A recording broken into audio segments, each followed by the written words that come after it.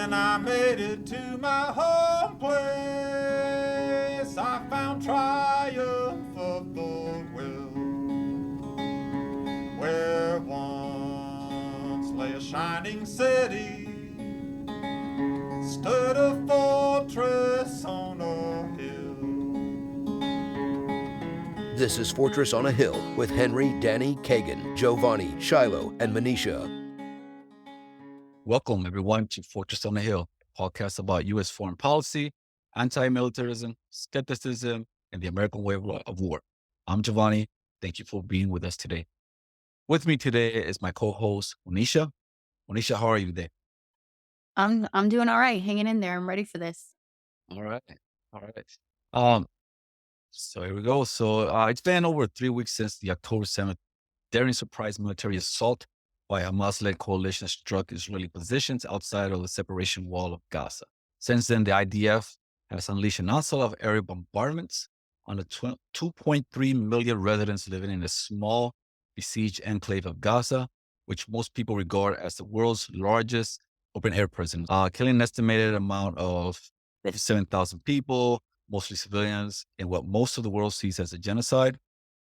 Israel has cut food, water, and electrical power to the enclave and has stopped humanitarian aid from entering. Several resolutions have been presented at the United Nations Security Council calling for a ceasefire. Each time the United States has vetoed them, while hundreds of thousands of people around the world take to the streets to demand a ceasefire, still the carnage continues. President Joe Biden has responded by rushing American military assets to theater, which includes 2 aircraft carriers and several battleships, and asking Congress for an extra $106 billion package to fund both Israel and Ukraine. As the situation continues to escalate, thousands of American Jews mobilized in hundreds of cities across the country to organize large protests and demonstrations demanding an end to the carnage and a just peace. Here to tell us more, we're joined by Judith Norman. Judith Norman, how are you? Very good. Thank you so much. I'm glad to be here. Going on right now, and you've been doing a lot as well with Jewish Force for Peace, doing a lot of actions on the ground. And yourself, how are you holding up with all of this and personally, like your health, your well-being? How are you really? Oh, thank you. That's a very kind question. I've been better. I I have friends in Gaza, and I'm worried about them. I know people in the West Bank. I'm worried about them because that's an area that Israel's attacking. It's escalated the violence radically in the West Bank, and there's not a lot of attention to that because all eyes are on Gaza. And I know people in Israel who are amongst the sort of well, I don't know personally, but I have friends of friends who have been affected by the violence there. So it's a lot to take. I'm finding a lot of comfort in organizing around this issue, though. It's helped me find a community, and it feels good to be taking action. Thank you for sharing that with us and humanizing yourself. And when you talk about your organizing, can you tell our listeners more about who you are as an organizer, more about Jewish Voice for Peace and the work that you all are doing? Absolutely. So I'm organizing with several groups. I'm with Jewish Voice for Peace, but also a local group called San Antonio for Justice in Palestine. Um, I entered this organizing area as a Jewish person because, I mean, Israel has this claim to be the Jewish state. It's basically annexed Judaism. It's weaponized Judaism and uses it as a tool to cover up, defend, and justify its settler colonialist policies. And so the thought behind Jewish Voice for Peace and Jewish-oriented activist spaces in general is that we have a distinctive role to play in pushing back against these Israeli claims. I know a lot of people are get confused about this situation. I don't want to call it a conflict because that implies two sides, but get confused about the nature of the occupation. Because on the one hand, it does seem like things are bad for Palestine, but on the other hand, Jews have suffered immense violence over the course of centuries. I mean, culminating in the Holocaust. And so, if Israel is a place of Jewish safety, why should the world object? And that's a myth that I think that Jewish people are in a position to really diffuse. The accusation of anti-Semitism is a vile one, but it's used against Israel's critics a lot. And Jewish people have a role to play in standing up against that criticism, and diffusing the myths that it's based on. Thank you for that. And thank you for correcting my language on that. I think it's really important that we are precise in how we describe um, what is happening. So I really appreciate that. And turning it over to you, Giovanni, for the next.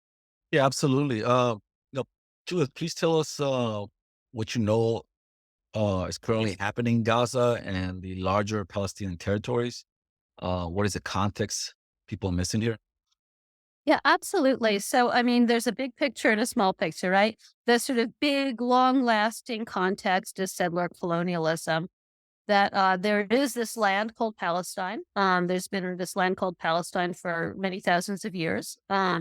It's been administered by a number of empires, but in the middle of the 20th century, it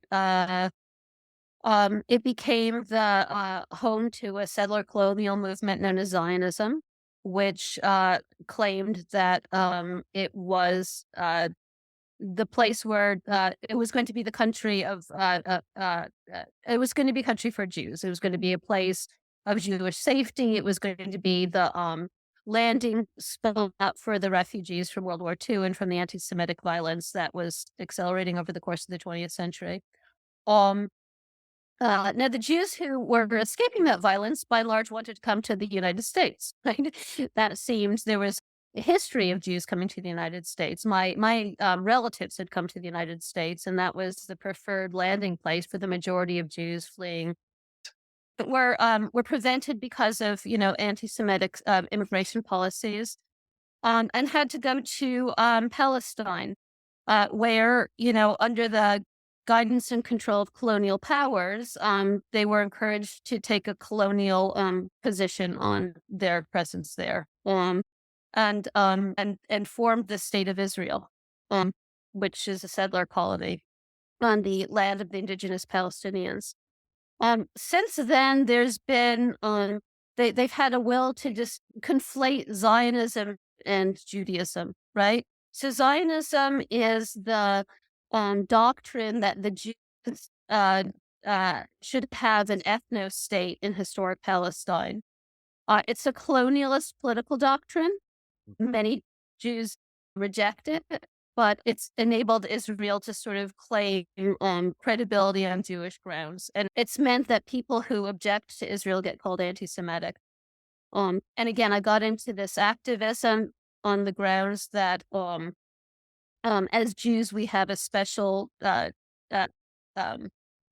role in objecting to that conflation. Absolutely, absolutely. Yes, and you are right. Anytime people bring up or try to ask questions at least, or or just say something, or just some mild criticism of actions taken by the state of Israel, the government of Israel, you're automatically accused of being anti-Semitic if you're not Jewish, right? I've also seen people, online who are Jewish and takes the critical role, critical take on Israel, but they also get attacked by people who are put under a different adjective. Um, so yeah, can you walk us through a little bit what was happening in Gaza prior to October 7th? Or not only in Gaza, but at the larger Palestinian territories prior to October 7, and what kind of led to this situation? Yeah, absolutely. So, Gaza, since well, for 75 years, but mostly since 2005, has been a sealed off enclave in which in which the Palestinian population, which has now reached 2.3 million, mostly refugees, has been enclosed. It's been described accurately, I believe, as a concentration camp or the largest open-air prison. It's been under Israeli occupation and siege. Israel controls the borders, controls what goods come in and out, controls the economy, and it periodically, every couple of years, subjects it to a carpet bombing campaign. So we have an enclosed, largely youth, highly populated, highly densified, hyper traumatized population living in this land. Because Israel controls the materials that come in and out, after they've destroyed the water infrastructure and the aquifer, they refused to allow equipment to be brought in to repair it. And so 96% of the Gazan drinking water is contaminated. They destroyed the sewage plant. And so the Gazans had no alternative but to dump sewage into the Mediterranean, which destroyed their fishing resources. If they go far enough into the Mediterranean to find fish that are contaminated, then Israel shoots at them. If they go near the fence that's their perimeter, Israel shoots at them. If they, Israel controls the amount of food that goes into the territory, counts the number of calories that it needs to provide so as to escape the accusation of starving the population under international law, controls the amount of medicine that goes. And I visited Gaza twice, once in 2015 and once in 2016. I toured some of the hospitals. They have the medicine is radically insufficient for a population like that. The materials that are supplied are radically insufficient, and so there's a population that was enclosed, ignored, and left basically to die. That's been the case for almost 20 years. The residents of Gaza have tried various nonviolent means of resistance to try to draw attention to their plight. A couple of years ago, they began a nonviolent campaign called the Great March of Return, where Gazans would come to the border. It's not really a border. They'd come to the perimeter where Israel has caged them. They'd demonstrate, they'd dance, they'd eat, they'd celebrate their culture, and they'd object to the fact that they were caged. You have to understand that the siege began in 2005. And so the majority of Gazan young people, the vast majority of Gazan young people have never been outside. Right? They're descended from refugees. They can see the villages that their grandparents were thrown out of in the foundation of the state of Israel. But they've never been able to visit. They've never been able to see it. So a couple of years ago, they started the Great March of Return, and Israel shot their legs. They used experimental bullets that would explode inside of them to cause unprecedented amounts of bone damage. The doctors had seen nothing like it. They kept demonstrating. Israel kept shooting their legs. If you go into Gaza, you'll see young men all over the place who have limbs amputated because of that. The Great March of Return was an attempt to raise awareness for what was going on in Gaza. Who knows what's going on in Gaza? The media's forgotten about them. It's a concentration camp that nobody knows about and seems like nobody cares about. The people of Gaza have media. They can see, the extent to which the world cares about them. And it's hardly at all. And so on October 7th, an armed group of the political group Hamas burst out of the cage unexpectedly. Right next to the concentration camp, some Israeli peaceniks were having a rave. They were innocent civilians having a rave 2 kilometers from a concentration camp. There's just so much going on in there. Let me tell you, when I went to Gaza in 2015, it was like it was an environment in which the population was living lives of, immense trauma.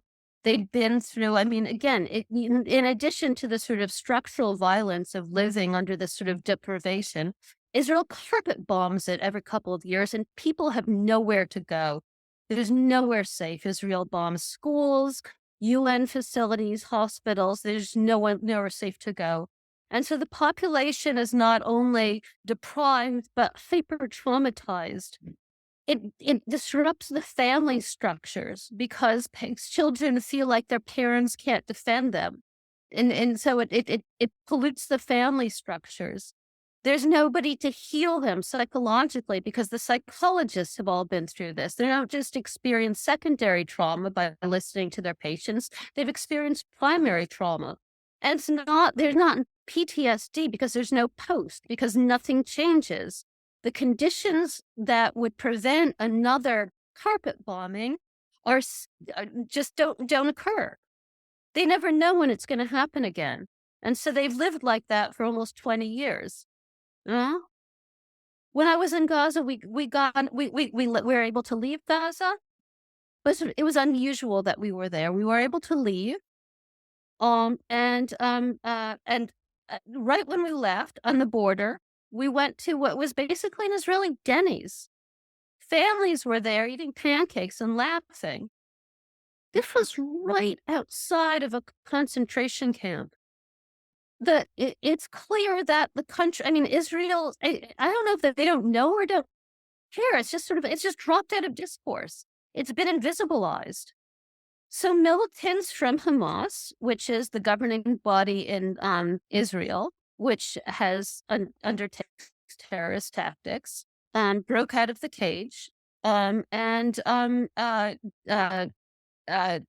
massacred hundreds of people at this rave, massacred hundreds of Israeli civilians in the nearby towns, and took 200 hostages. I guess, I mean, it's horrible. Violent resistance is horrible like this. I want to put it into the context of the people of Gaza tried nonviolent resistance for years. So it was basically a question of whether you're going to die silently or die, violently.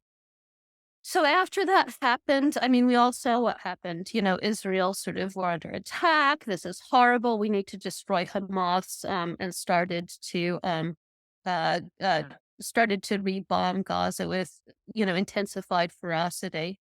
And a couple of days ago, they shut off all telecommunications to and from the Gaza Strip. People I know there people I know with relatives inside were hysterical. Right? They knew the bombing was going on. They know that at that point it was 4,000 or 5,000 people are killed, and they couldn't get a hold of their relatives. Apparently, they switched back to telecommunications because the U.S. asked them to or told them to. I don't know what sort of communications goes on under that radar there, but clearly, the U.S. is able to. The U.S. has its finger on this. The U.S. could stop this if it wanted to. And here we are. There's been no effective response to the Israeli bombing. The casualties are racking up. We're seeing pictures of absolutely devastated civilian population, and we're just waiting to see what the end game here is. Yeah, here in the United States, they tried, just like you mentioned earlier, what you just mentioned, here in the United States, they the narrative as, we've just been attacked. They try to conjure memories of 9/11. They try to frame it as Israel's Pearl Harbor, and that just pretty much to conjure sympathy and to conjure consent, to create consent here in the United States for what is about to happen. If you go back to the 9/11, the second 9/11, not the original 9/11, but the second 9/11 of 2021, what that did just unleashed a flood of violence that pretty much destabilized the whole region, attacked governments were overthrown, millions of people were killed, 7, 8 countries were attacked. They are continuing to be attacked to this day. So So when they framed it to 9/11, and back then, I remember back then I was in the military, I was still a soldier back then, uh, because of the images of the towers, they were able to generate that consent within the American population that, all bets are off, just gonna, we're just gonna bomb everybody, and that was the sentiment at the time in the United States and within the military. I mean, I was surrounded by people that had just this psychotic uh, attitude towards Muslims back then. Um, and I feel that this, again, bringing up 9/11 again after the total seven, bringing up Pearl Harbor and everything, I think this was also a way to prepare the population in Israel, not only in Israel, but the Western population, the Western population to accept what the government or the state of Israel is about to do. You got any thoughts there, Monisha? Yeah, I have a lot.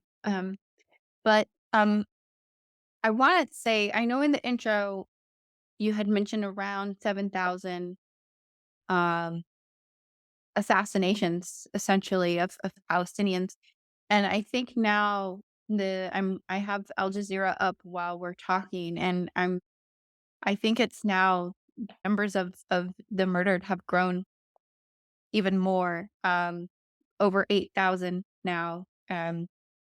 Uh, so what you're describing in terms of the narrative, and Judith, what you've described, with the historic, I don't even know the right word to call it. Um, it seems just like a long annihilation. Uh, Yeah. yeah.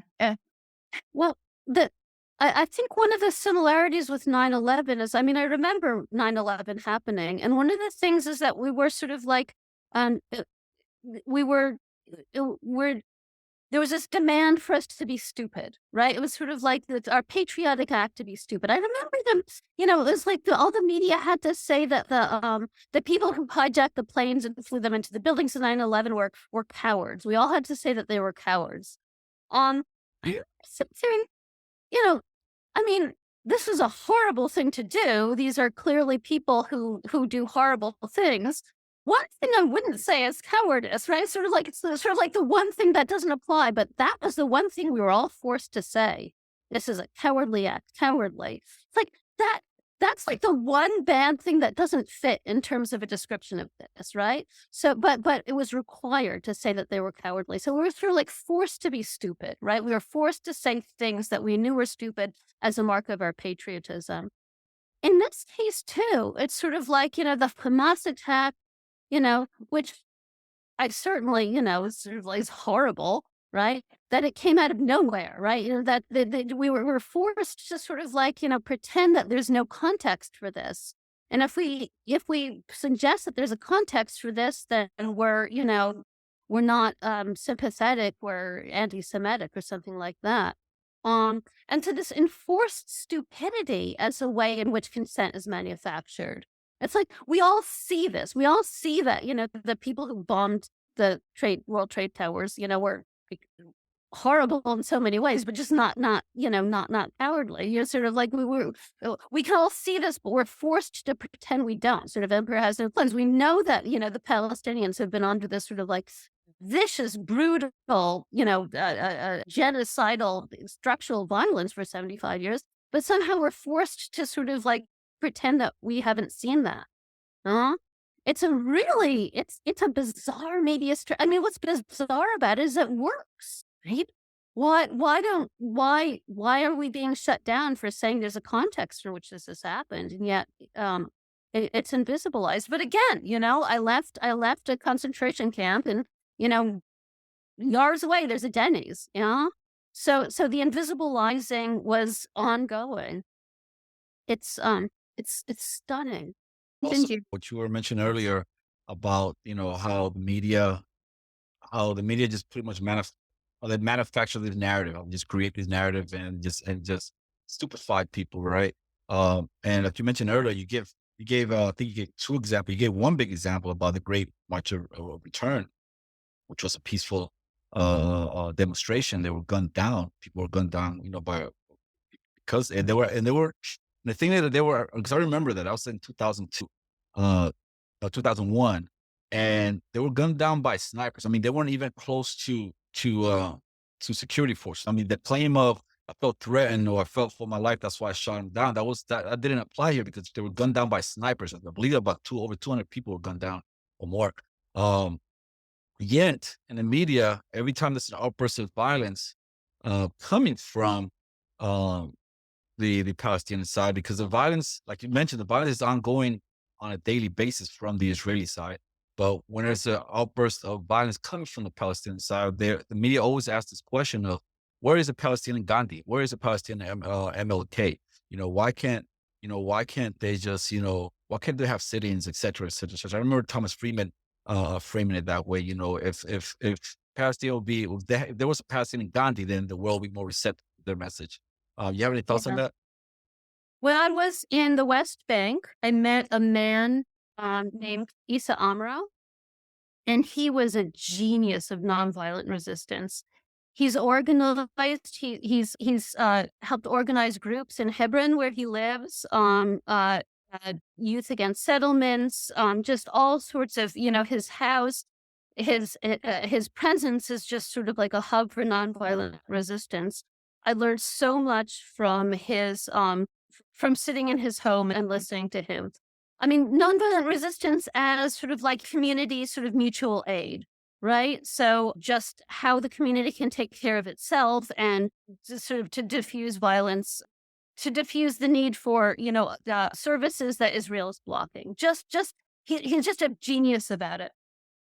On October 8th, the day after the, the Hamas attack in southern Israel, he was kidnapped by settlers, brought into Israeli military custody, tortured for 10 hours, and dumped out. No reason. They just rounded him up, tortured him, and dumped him out. There's the Palestinian Gandhi, and that's what happens to him. There's Palestinian Gandhis in every village. They're being rounded up, tortured, and dumped out as an example for everybody to understand that this is what happens to you. I mean, the nonviolent resistance movement is so threatening to Israel, right? So Israel doesn't the threat of a good example here. That Israel really just wants to shut that sort of thing down. I mean, a good example of that is part of the nonviolent resistance that Palestinian civil society has come up with is this sort of call for world boycott, divestment, and sanctions against Israel, right? So we have this proven method for nonviolent resistance that can sort of engage people internationally, and there are anti-BDS laws. I think the majority of the U.S. states, right? So it gets criminalized to take the action of nonviolent resistance. So, all these sort of like state mechanisms for suppressing nonviolent resistance creates a media vacuum. And then there's sort of this cry as, well, where is it? Where is it? It's sort of like, it's here, right? You've made it illegal. You've put it in jail. But it's not a genuine question. Where's the Palestinian Gandhi? Because if it was a genuine question, it would have been answered amply, thousands of times over. It's not a genuine question. It's a way of posing Palestinians in a certain light. I wanted to touch on a couple of things, but I want to relate it all to what you've just described, Judith, with the BDS movement. I've been a longtime supporter of it. I'm a former president of Psychologists for Social Responsibility. And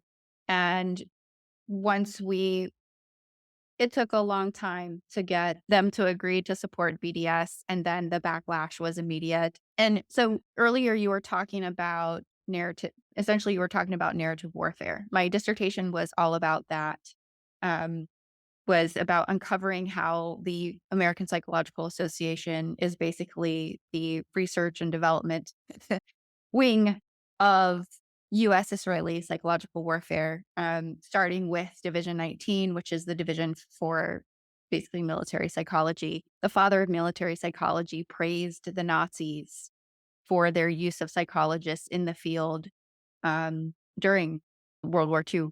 It's disgusting. And what's really horrific as well is the way that Zionism is dominant in the American Psychological Association, even within the Division of Peace Psychology. Um, and many psychologists, many of my Palestinian colleagues have received, as you have no doubt experienced yourself and witnessed yourself, um, horrific, disgusting treatment from psychologists. And to put the icing on the cake, the American Psychological Association props itself up as serving humanity. And one of their largest exports is military psychology, and they host international conferences for military psychology, et cetera. They work very closely with the Israeli um, forces. Um, and I bring all that up because when you bring up the narrative warfare done on the part of the media, um, do you find that in your work, in the construction of the counter narrative, through truth telling, through particularly your role as a Jewish person, in all of the labor that you're doing alongside others, in concert with the nonviolent resistance of the Palestinian people, um, do you find that it's working? The cultural narrative that people inside the US, essentially settler colonists inside the US, take onto themselves, I think is the priming of the ground, like the fertilizer for the seeds that then the Israeli government are planting through US media, planting through, NATO media, planting through all these spaces. And so I think you have a connection with settler identity and a connection with settler innocence. I don't know if you find that to be true. Absolutely. Yeah, I'm in Texas. I have settler identity. I have, I'm part of a settler colonial project, where I live as well. I think a distinctive difference with Israel, though, is the claim to settler innocence gets, well, the settlers originally were victims from the Holocaust, right?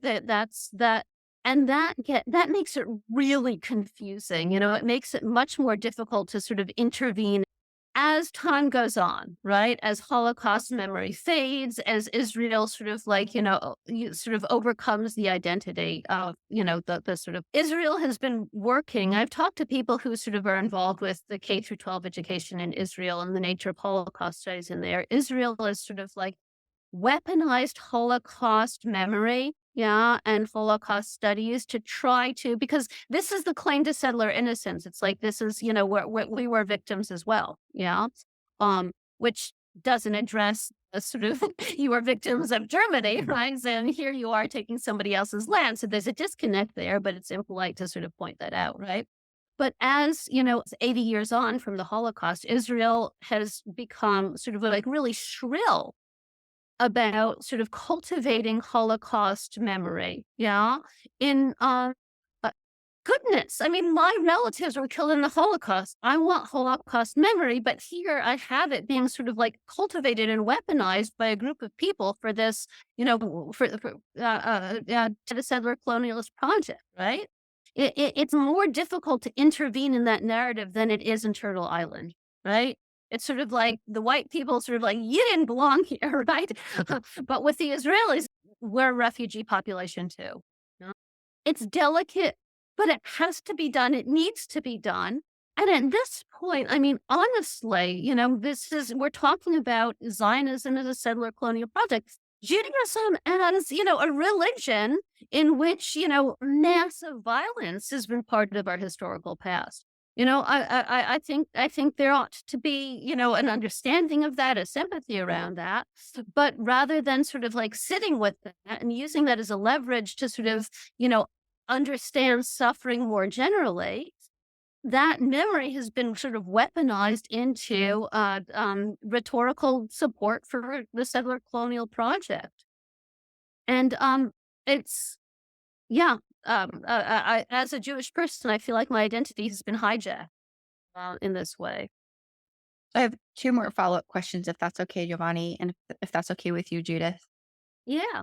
So immediately my heart wants to hold you. And I'm curious to know, how can people best support persons like yourselves who are caught in this weaponized state, basically? And you have that historical grief, and you have this other moral injury attached to you, forced upon you by Zionism, by the Israeli state, by their violence. Um, how can people be there for you and others who are in your similar position while we're simultaneously holding space? That's a very kind question. Thank you. Um, I think it's important.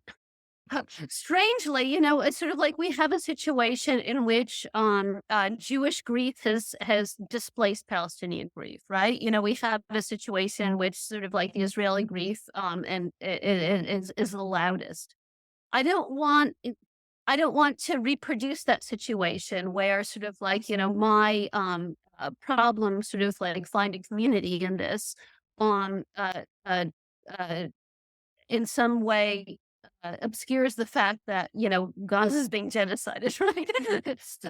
I feel like, my Jewish history as belonging to a group of people who are sort of like stateless and dispossessed, um, puts me into an identity with the Palestinians, right? Who are stateless and dispossessed. I feel like that's where my Judaism goes to, not um, the sort of hyper militaristic state of Israel, but put to this other people. I it's so important to me that that suffering be centered, and that problem be centered. I've watched in the movements as sort of like, I mean, it started with the sort of like Jews have a sort of distinctive voice in this because we can sort of navigate through some of these claims of anti-Semitism. That again, it's emphasized too much. That can become a way of centering Jewish voices in this, right? It can become another sort of like a Jewish supremacist move that again reproduces the dynamics of the struggle.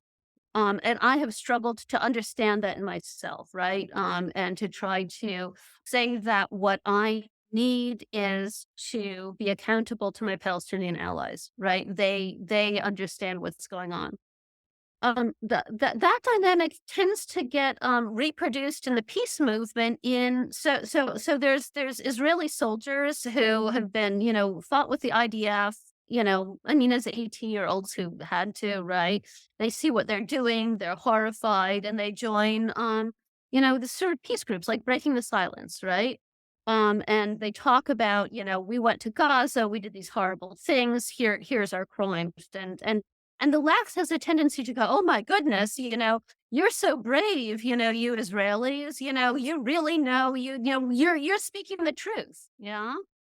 And that, again, that's sort of like the Israeli society is very sort of like, worships the military, right? And here we see a sort of like Israeli left worshiping the military as well, right? Sort of like these soldiers who sort of like, who've spoken out, thank God for them.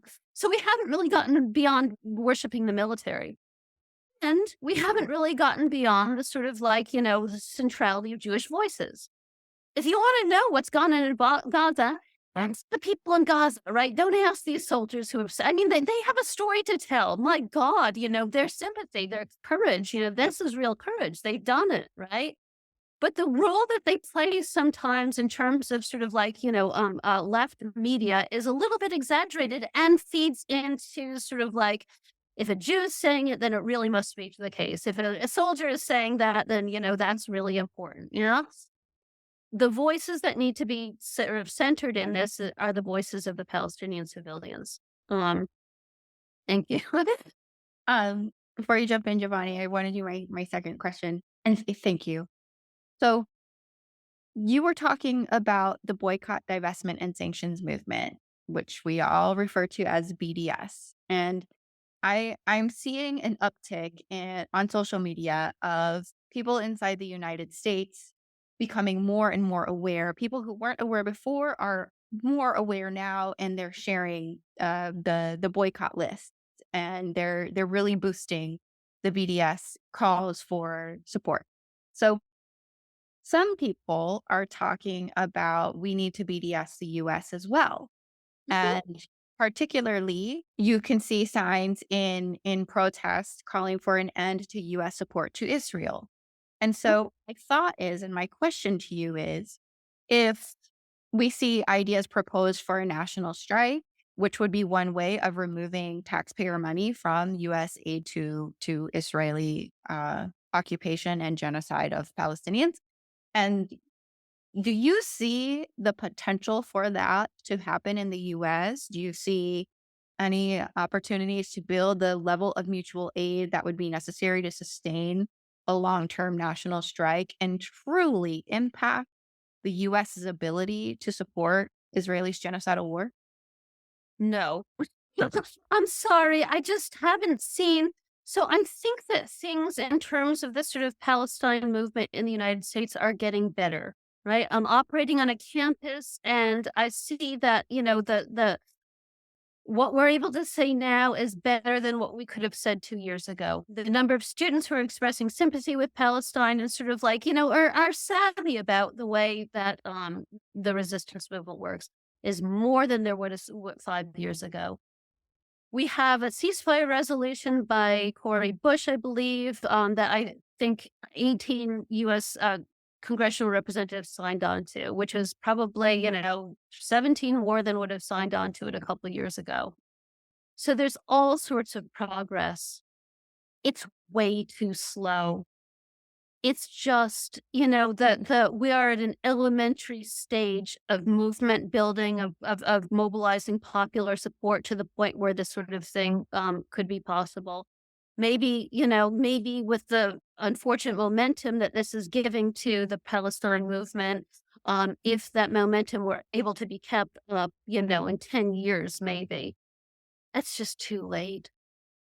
It's at this point, the popular move. I mean, it's been moving too slowly. I don't know what to do. At this point, I mean, there are moments when sort of like mass mobilizing and continuing to work is what needs to happen. There's moments where, yeah, you're doing that, but you're also waiting to see what cards history is going to give you and strategize accordingly. Yeah, because on that, you know, saying the speed at, you know, pretty much it was being, pretty much the Palestinians just sit around to wait what comes around, what comes out in this side of the world as far as, movement towards progress into having some type of just resolution, right? Just as October 13, the Israeli government ordered 1 million Palestinians to leave northern Gaza to the south. Uh, and at the same time, they're pressuring Egypt to open the Rafah crossing so that the Palestinian refugees to go to the Sinai Peninsula, right, and just set up a tent city Right. there, right? Um, to the point, Egypt is resistant to open the crossing, right, to let the refugees in, right, and Israel's being criticized for doing so, and et cetera, et cetera, et cetera. But the reason why they're doing so is because they know that if that million of Palestinians were to cross over to the Sinai, uh, more likely than not, they would never be able to return back. So the idea is um, that the premise here is that northern territory of Gaza, which Gaza is about it's about the size of Manhattan, something like that, right? Uh, that Tiny. yeah, that northern part of Gaza will get flattened and annexed into the Israeli entity, and that millions of refugees will be out of the country, will never be allowed to come back, right?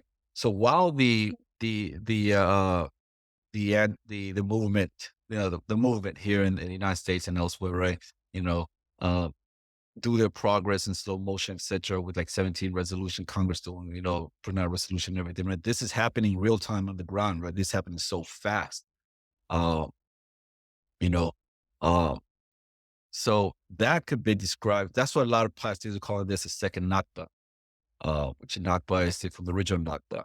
Um, would you think this it's hyperbolic to say that this is essentially ethnic cleansing and that it hasn't registered here in the United States or to people in Congress or whatnot that this is what's happening? Or do they know what's happening, they just don't care? Yeah, definitely ethnic cleansing. I mean, It's genocidal levels of violence. It's elimination of settler colonialism. I mean, I think there's sort of settler colonialisms where you enlist the indigenous population as sort of like an underclass or something for economic reasons. Israel has decided not to enlist the Palestinian population as an underclass, as a labor movement.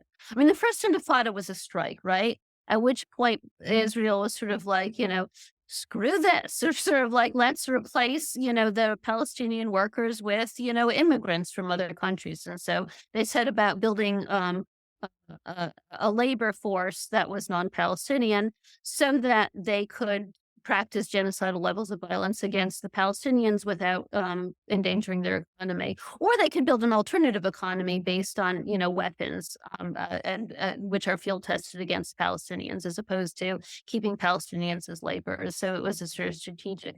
So yeah, Israel's end game has always been elimination. This is a superfluous population. They're interrupting this sort of, Zionist myth. They can't wait to eliminate them. And then 50 years on, it's sort of like the United States policy towards, Native Americans. Then they can start to be very sorry. They're waiting for that. That's so yeah, that's the program. It's hardly secret. And either people die or are forced to immigrate. What's surprising in all this, this is sort of, it's a program that's been a program for all that, for a long time. What's absolutely astonishing has been the energy around Palestinian resistance, right? The energy, which isn't just an energy of sort of resistance and survival, but a sort of cultural thriving, right? A sort of like, we're going to continue, we're still here and here's our food, right? We're still here and here's our joy, right? I mean, this is a culture in which sort of like, hospitality and, and it's sort of like, it's a culture with sort of like gorgeous, moral, sort of cultural, artistic achievements and possibilities, and to sort of maintain the culture with all those, aspects intact, for the sake of joy. That's been, and that's the thing that Israeli eliminationist policy wasn't counting on. And as, the rest of the world, being part of the rest of the world, again, I think our marching orders are to sort of like listen to what the Palestinians are telling us to do, sort of like see Palestine not just as a sort of graveyard, of bodies that Israel's oppressing, but as a musical, poetic, place of intact cultural, joy. I mean, now isn't the week for it, right? Things are pretty bad, but I think the ability of Palestinians to sort of survive and resist for this long, is due to these immense cultural resources. Yeah. Article 2 of the Genocide Convention describes genocide as such, right? Killing members of the group, causing seriously bodily or mental harm to members of the group, deliberately inflicting on the group conditions of life calculated to bring about its physical destruction in whole or in part, imposing measures intended to prevent birth within a group, forcefully transferring children of the group to another group. It's hard not to see how the shoe fits. Yeah. So currently, Gaza is being bombed. Not only Gaza is being bombed, but southern Lebanon is being bombed. Syria is being bombed. Egypt was threatened to be bombed if he was to send convoys across Right. the humanitarian aid convoy across the Rafah. Yep. There's raids being conducted inside the West Bank. There's several actors in the region that have been sending warnings to the Israeli government, in particular the Lebanese militant group called Hezbollah and Iran, telling Israel that if they were to invade on land, they will have to get involved. They would land troops there. Meanwhile, the United States continues to send military assets to the region, two battle groups, two aircraft carriers with several gunboats and bases, aircrafts, F-15 were being sent to Jordan. They're being housed in Jordan. You got the Jordanian population restless, demanding that the government, side with the Palestinians. Meanwhile, they're getting hosed down by the security forces in Jordan, as they try to, as Jordanian citizens try to cross into Palestine to support the Palestinian brothers. United States just bombed Syria about 2 days ago, claiming that it was attacking Iranian assets. U.S. bases in Iraq came under attack by militant groups, militant groups saying, in the support of Palestine. And also you have the Houthis in Yemen also apparently launched some missiles towards the area where they were intercepted by U.S. gunboats. All the while, people are unrest around West Asia, demanding the government to do something. Do you fear that this tragedy can spill over and get out of control into a wider conflict in the area? Yes. I think that's something that I think that might be a place where a sort of, mass mobilization for Palestine can have an effect, right? I mean, with in terms of U.S. foreign policy, right? There's this sort of like experimental, sort of like how much pushback are we going to get if we do this? And this might be a moment when the sort of mass mobilization for Palestine, there's been a sort of extraordinary protest, might carry with it the message that the political cost of militarism is going to be too great. That's all I can say and hope for. It's certainly a worry. Well, I think this is a good place for us to wrap it up for today.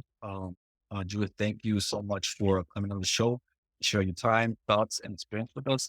Any last comments before we depart? Thank you so much for having me. Sorry about the technical glitches.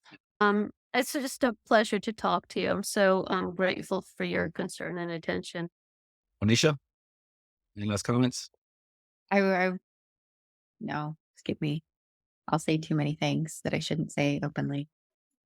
Thank you. Ju- No, I do want to say thank you to you, Judith, for sharing your stories tonight. And I hope you're resting, eating, hydrating as much as possible. Thank you so much. Judith, please tell us where to go for information. What actions do you feel are taking place? I know that you work with Jews with Peace. What is happening? What are the what's being done on the ground? What our listeners should consider on doing if they want to support and Palestinians and end this madness. Thank you. That's perfect. U.S. Campaign for Palestinian Rights is an excellent educational resource. And they have a list of actions. They keep a standing list of actions around the country. Al Jazeera and Now are both more reliable news sources than what or out of the sort of central media outlets. And Jewish Voice for Peace is a good place to turn. At this point, I don't think that Gaza needs aid. I mean, there are places to donate. The Middle East Children's Alliance is a good humanitarian group working within Gaza. But I think what's needed now is a counter to the disinformation campaign, and people to sort of stand up and say, that a ceasefire is what's needed, that the Palestinians are under occupation, and to be a visible part of the movement for Palestine. All right. Thank you for joining us today, and hope to see you soon. And keep the fight. Thank you. Thank you both Solidarity. so much. Solidarity for Palestine. Take care. Money is tight these days for everyone, especially in the lingering shadow of COVID. Penny pinching to make it through the month often doesn't give people the funds to contribute to a creator they support. So we consider it the highest honor that folks help us fund the podcast in any dollar amount they're able. Patreons is the main place to do that, and for supporters who can donate $10 a month or more, they will be listed right here as an honorary producer, like these fine folks.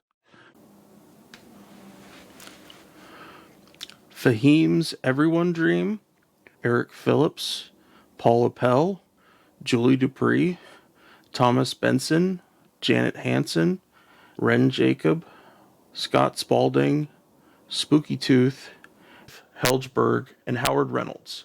However, if Patreon isn't your style, you can contribute directly through PayPal at paypal.me/Fortress on a Hill. Or please check out our store on Spreadshirt for some great Fortress merch. We're on Twitter and Facebook.com@Fortress on a Hill. You can find our full collection of episodes at www.fortressonahill.com. Skepticism is one's best armor. Never forget it. We'll see you next time. Come on, you good people, and listen to my song.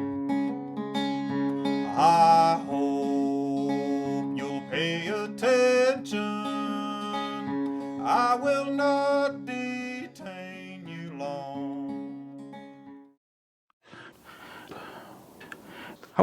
www